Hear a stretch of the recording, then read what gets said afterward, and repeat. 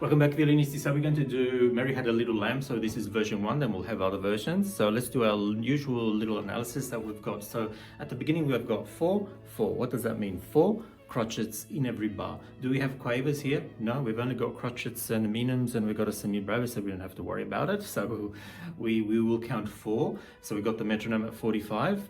Again, feel free to change it faster or slower. And let's try to use lots of bow so we can get as much sound as possible out. One last thing to worry about is the repeat. So at the very end of the piece, you got the 2 little dots, which means you do the whole piece, come to the 2 dots, you go back to the beginning and you repeat it. Okay, so you just need to repeat it twice. I think that's it. You should be able to do it. Not that difficult. Right? 1,